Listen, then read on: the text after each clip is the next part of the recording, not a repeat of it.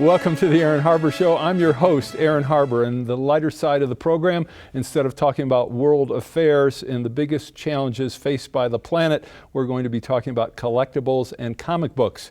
My guests include Wayne Winsett, the owner of Time Warp Comics. Wayne, great to have you on the show. Thank you, sir. And the president of Mile High Comics, Chuck Rosansky, is my other guest. Chuck, thanks so much for being here. Thank you. So I want to talk a lot about collectibles and comic books. I also want to explain to our viewers what this box is. We actually have two boxes on the show.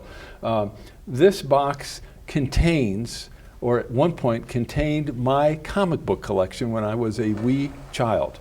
And it was packaged, obviously quite poorly by yours truly, and has traveled thousands of miles. It has endured all kinds of climactic conditions. It's been attacked by both cats and mice, and somehow it seems to have survived, but I have no idea what is inside in terms of specifically what comics are inside, and also what condition they're in. And I mean, after the passage of, many of these comics are actually probably 60 or even maybe 70 years old. So, and some, well, they all have to be at least in their 40s because the box has not been opened. My calculation is for at least 43 or 44 years. Wow.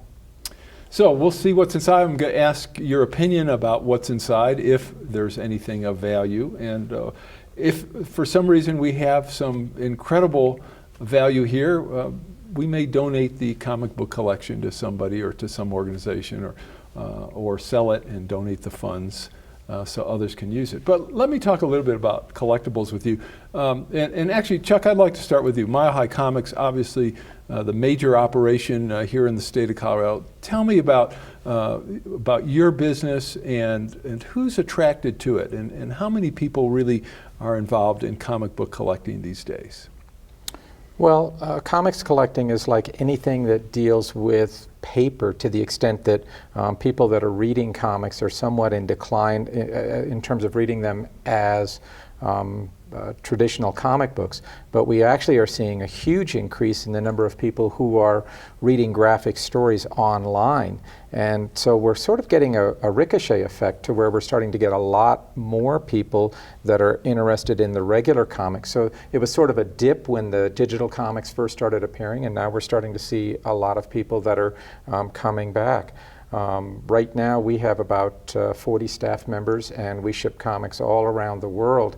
And you know, over the years, and this is over 4 decades, we've shipped about $150 million in comics around the world to collectors in just about every country. So, I mean, when I was a wee child collecting comics, I mean, there were, you know, you had a lot of choices, but I would think today, I mean, how do you make a decision to collect? Because there are, I mean, certainly in the last 40 years, I mean, there have been literally hundreds of thousands of comics. So what advice do you give people, or how do people come at a decision that they want to collect comics? Well, our customers all follow their own personal passions, and so whatever interests they might have and whatever their frame of reference is within their personal life, that's what they read. So we have people that still read the traditional superhero comics, but then we have people that like things that are much more adult, or people that like things that are nostalgic, so they'll go back and read the comics from the 1940s and 50s and 60s, and it's very, very broad. And it actually, for us, makes our job much more difficult, because it used to be that we could stock a couple 100,000 comics and kind of meet everyone's needs, and today we stock 8 million, and it's the hardest thing because we're always seemingly out of stock on whatever that person is looking for, and it drives you a little batty. I spend all my time trying to get more inventory so that I can fill people's desires, but it's really fragmented. When you say an inventory of 8 million, is that not 8 million unique comics? I mean, some are like you might have 10 copies of. Oh, sure. That type of Yeah, thing. we probably have 1 million or better uniques if you take condition into account, because that's another big consideration. There's some people that only collect comics that look exactly brand new, and then there's other people that want reading copies, and then there's the spectrum in between. But the price differential for a comic that's a reading copy versus one that looks like it just came off the stands is enormous. Yeah, I'm afraid that at best we're going to see a lot of reading copies. So tell me about who do you see coming in the door, and does it make sense from a financial perspective to collect comics? Well, I see a lot of different age people, from kids up to people our age, 50s and 60s, that still collect and still enjoy. It's a wide variety, and I'm in a college town, so I obviously have a lot of college-educated kids that are smart and want challenges. So it's really a wide variety. There's no real set type of people that come in to buy comics. So would you say, I'm curious, it sounds like, I mean, certainly the people who want the mint condition comic books, they're collecting primarily. Oh yeah, they're real serious, and to a certain extent they're investing. So they're trying to essentially play the art market, where they're trying to find something which is maybe the highest graded copy of a given issue. Recently the highest graded copy, or one of the highest graded copies of Action #1, the first appearance of Superman, sold for about $2 million at auction. And so the prices on some of the super nice condition copies have really gotten a little insane. $2 million. Mm-hmm. And this is a comic book that when it came out was what, 5 or 10 cents? 10 cents. Yeah, it came out in 1938. That's just extraordinary. When I was a youngster, I would go to a comic book store to buy comics, but I didn't pay very much, even for relatively early edition. I mean, to me, spending $10 was a huge amount of money. Oh yeah, back in the day, $10 bought you every comic that came out. When I opened my first store, the one that Wayne eventually purchased in 1974, $10 would pretty much get you all the Marvels and DCs. So how has that changed, or how quickly did it change? Well, it evolved over time. I mean, when I opened the store, comics were 20 cents as a cover price. And now the new Spider-Man that just came out, that's been a really big deal, is $7.99 as a cover price for a single comic book. That had a lot of extra pages. That's a big fat one. But still, at the same time, $8 for that's amazing. I've been out of the market, so I had no idea. Traditional comics are either $2.99 or $3.99, so that's the more standard price. But it sure set me back on my heels when I found out that it was like $7.99. Are you kidding? Are people going to buy it at that? It was really a big chance on our part when we ordered to know how many to order, because we didn't know what kind of response we'd get. But that's very expensive. Was the response good? It was incredible. Oh, it sold out. Yeah, and before it shipped. Yeah, and now they're bringing $30 on eBay. So it's one of those things where sometimes a price impediment can actually increase the demand, because it's a game of musical chairs. If collectors are not watching what's going on and they miss out on something, then suddenly it becomes a scramble, and the print runs are relatively low these days on a lot of comics. So if you miss an issue, finding it in the secondary market can be very difficult. So what kind of run did they do on the Spider-Man comic? Boy, I don't know. They don't really tell us that. They don't tell us. They kind of conceal it. But my guess would be that they probably, on the regular edition, printed maybe 100 or 125,000. And they're all sold out, and now they've got a second printing coming out. And of the $7.99? Yes, yeah. Sir. New cover. And it'll be just as desirable as the first one. That actually will be. So yeah. when you say second printing, and we've got to take a quick break, you're not talking about a second printing of the same comic? Yes, you but are. with a different cover. With a different cover. So it creates, it's a second demand, yeah. So collectors will want both of them. Well, if you're a collector, yeah, you're going to want the different covers, as long as they're not too dreadfully expensive, yeah. That's amazing. All right, we're going to take a quick break. We'll be back with Chuck and Wayne in just a moment.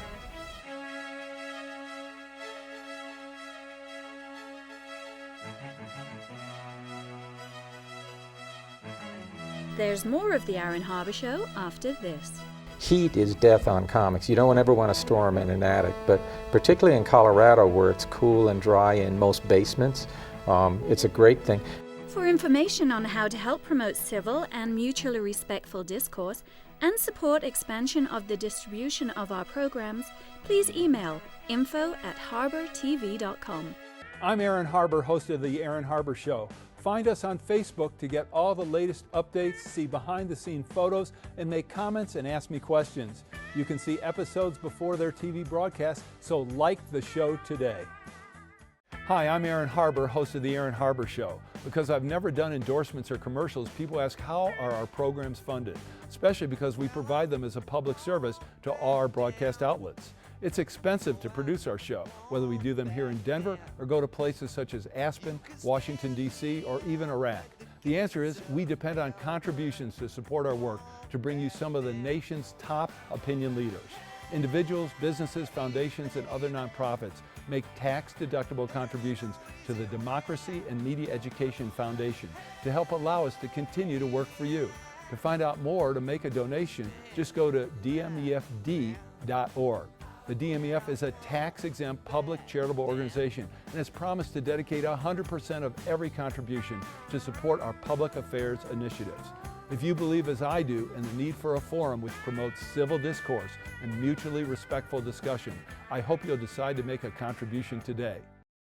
Join me and watch The Aaron Harber Show. Watch The Aaron Harber Show. Watch The Aaron Harber Show. Watch The Aaron Harber Show. Watch The Aaron Harber Show. I'm Reverend Jesse Jackson. Watch The Aaron Harber Show and keep hope alive. The Aaron Harber Show may be viewed 24/7 at no charge from any location in the world at www.harbertv.com.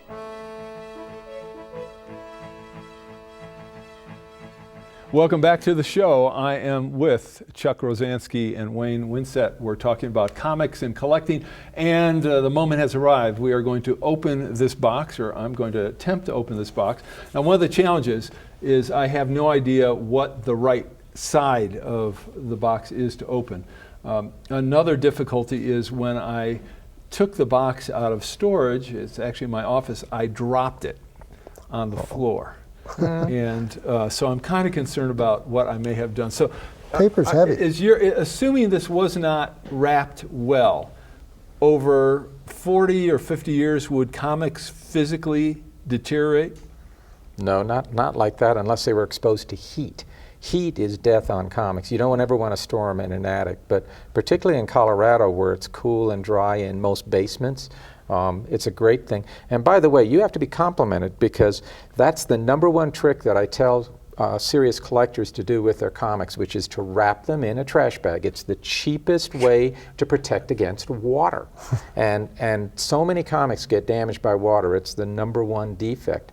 And so a lot of the people who were affected by Hurricane Sandy, if they put their comics into a trash bag, as long as it was elevated, it didn't matter if their basement got flooded and they had a lot of humidity because the comics were protected.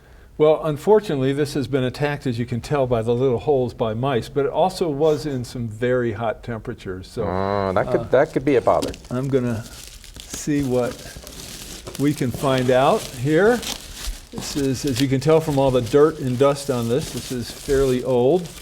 Yeah, but the inner plastic is in great shape. Yeah, it looks pretty good. Well, you know, I don't think thorough is necessarily the right word. Maybe obsessive when it comes to sealing things. Oh God, we've never met any obsessive comic book folks. No. I'm sure. I just want to make sure I don't cut you guys or. Okay, I can't. This looks more like the bottom. It looks like the bottom. All right, so we're going to rotate this and try not to get everybody too dirty. So how is it that you were wise enough to save your comics from so long ago and that your mom didn't throw them away? Because that's the #1 story we hear all the time. Is that right? Well, yeah. I hid them from her. No, let's see, or I told her they were my journals or something like that.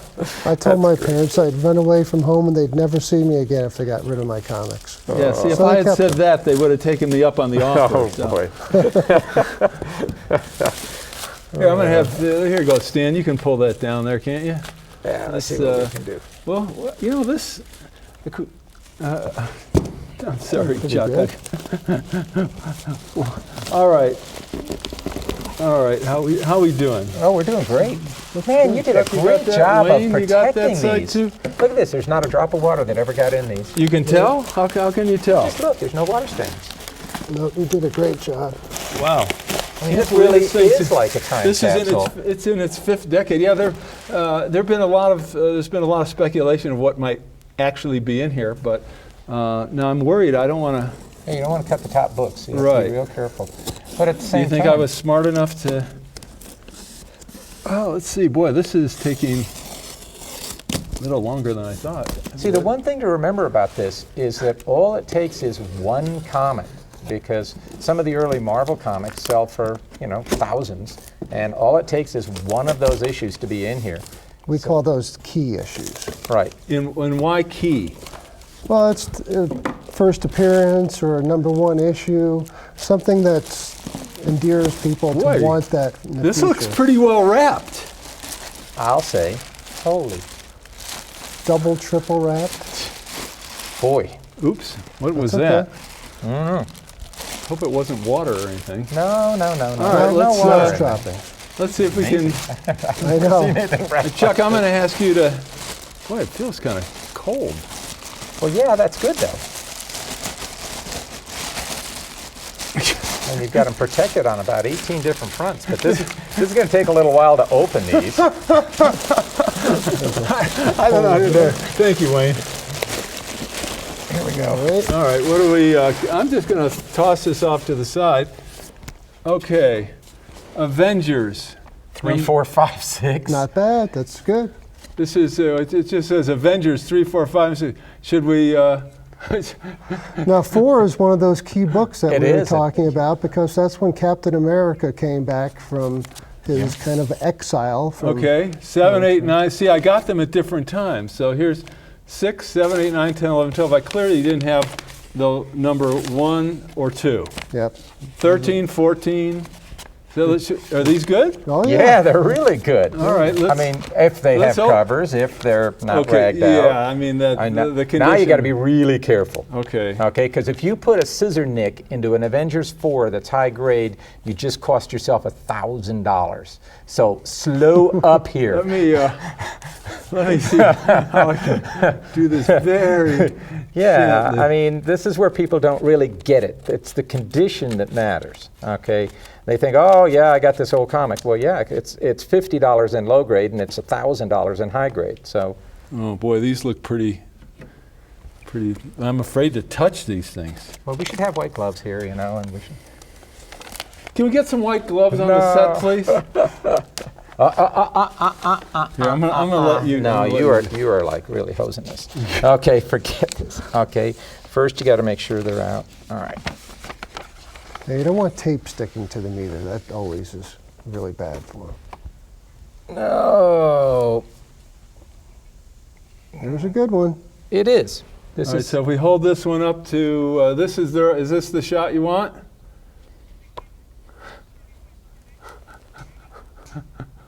This is a much better issue, though. Yeah. Is that good? All right. Now, without even going into any of the other books here, Yeah. okay, this one in higher grade would be anywhere from $1,500 to $2,000. In this condition, that would sell pretty quickly for somewhere around $500. No kidding. Yeah, we sold one at Jason Street for a little bit more about 3 months ago.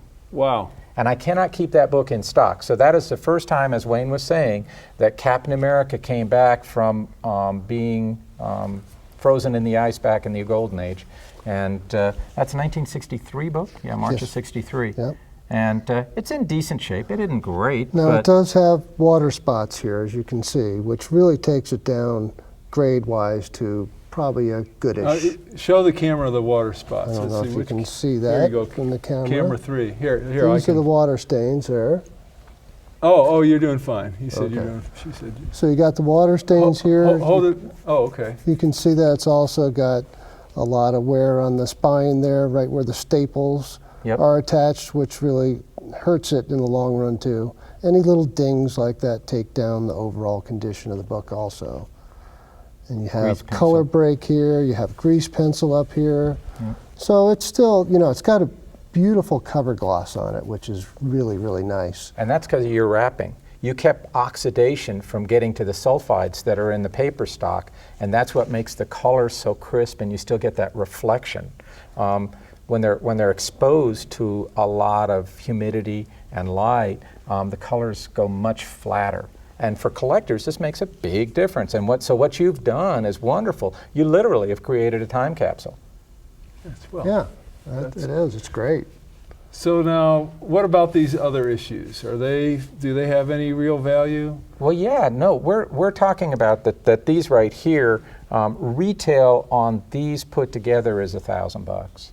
So your very first pouch that you opened here, you've already got $1,000 at retail. Now, the thing to remember though is that on a key issue like number 4, a dealer will probably pay you half.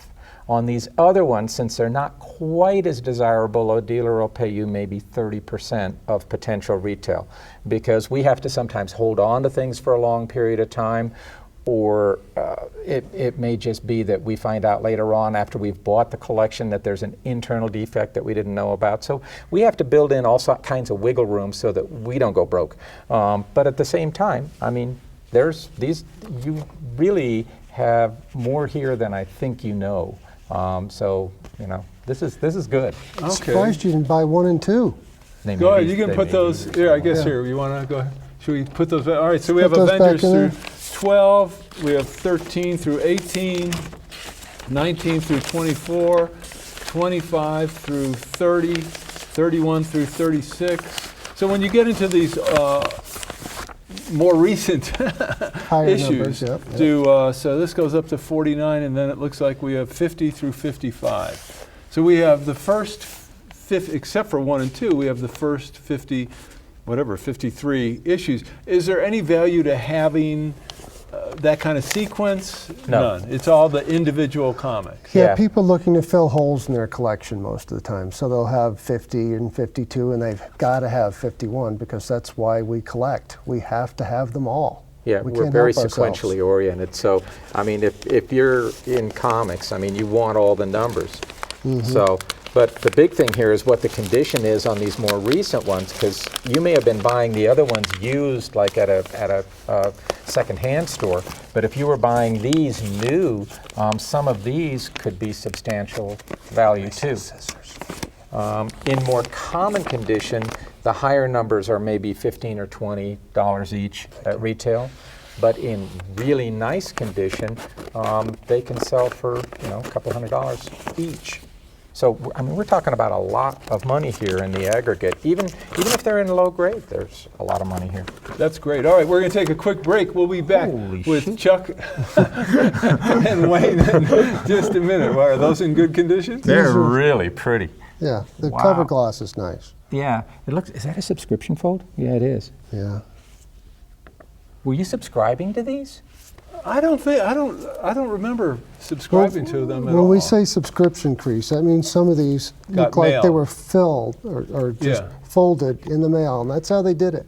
Back in the day, you would get a wrapper, a plain brown wrapper with a comic folded like this. I may have, in but the yeah, mailbox. I don't remember ordering them. See, it used to. It came folded, plain brown wrapper. It just said Marvel Comics on it, and these are in really nice shape, except for the subscription folds. All right, we're going to take a quick break. We'll be right back with Chuck and Wayne.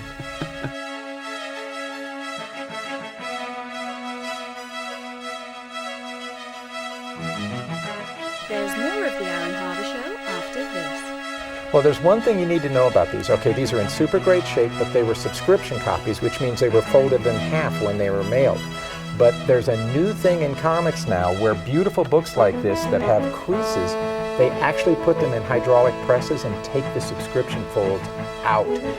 Your opinions, ideas, suggestions, and criticisms related to guests, topics, questions, or the host are welcome. Please send an email to producer@harbertv.com.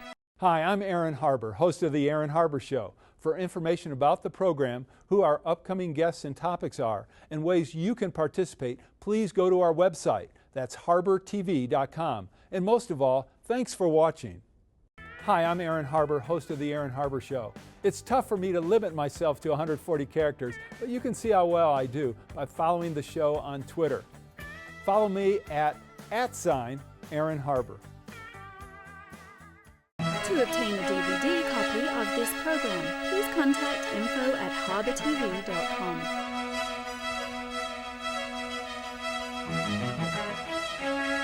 Welcome back to the show. We got a little excited and carried away, so that was a long second segment. We only have 3 minutes left in this segment, so we want to get a couple more comments. And what were you thinking, Chuck? Well, there's one thing you need to know about these. Okay, these are in super great shape, but they were subscription copies, which means they were folded in half when they were mailed.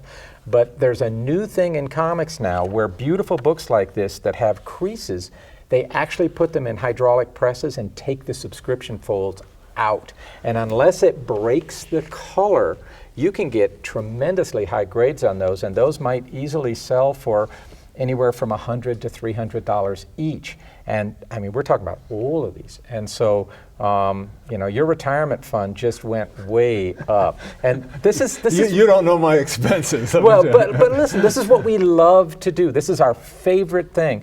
So many people come into us and they bring in bags of comics from 1990 and they're all junk, and we say, you know, they're worth a dime each and we're sorry. So every once in a while, great distances in between, we run into a collection like this where we can say, oh my God, this is the bomb. You can really do well here. And that makes us really happy when we can do that. Well, I always want my guests to be happy. Well, It's very cool. You did the right things, all the right things. You put this stuff away, you kept water away from it, you bought good books, great titles, and you've got key issues. And, you know, really at the end of the day, I mean, I'm just guessing. I saw you had a couple of Spider-Mans here. Let's see what we have for Spidey. Oh my gosh. I have a Chicago White Sox official 1969 yearbook. I don't know what camera I'm supposed to go to. And this was packaged the summer that I was a bat boy for the White Sox. Were Oh, you that's really? exciting. That is That's cool. And this, I may have been now, one of I those don't know, games. Look at I don't that. know why this is That's by not in the itself. bag. It's Silver not Surfer packed. number 2. That's Silver a good Surfer one. 2, yeah, that's a good Silver one. Surfer number 2. Yep. So if you can, My favorite now, comic what kind of character. condition is that, would you say? Good, very good. And this one's not very valuable. You know, I mean, it's a great title, but in this condition... I love the Silver Surfer. So How do can I. you say it's Yeah, not but valuable? It's a $30 book in that kind of range in this condition. Okay, so you got more better. I'm concerned that I packed it without... okay, now this is, oh my gosh, this is my inventory. Oh, he's still got I his have book. an That's great. inventory. Those, of- you really should hold on to that no matter what. Those are really cool because that takes you back to a moment in time, or many moments in time. But Oh my look at what you've got I there. have no idea what some of this means. I guess I must, maybe I did. So I have, see, I gave all my Daredevils, I had 1 through 25 to a friend. Best grouping to give away. Those aren't the most valuable. Okay. So And I gave away my Hulks. bad. The early Hulks 1 through 6, are, especially number 1, are really valuable. It looks like I had Fantastic Four 11 to 22. Yeah, those are pretty good. Number 12 is the key in that group. Spider-Man 23 to 34. Yeah, those are good. Steve Ditko issues, he was really, really good, and those are common because they sold really well. Okay, well we have, well, I may have had, this is fascinating. The notebook's Okay, as we're- cool as left to collect. I don't even What a good understand my day. own coding system. All right, we're gonna end the show and we'll go to our second. So make sure you watch part 2 of this 2-part series with Chuck and Wayne. This is Aaron Harber. Thanks for watching.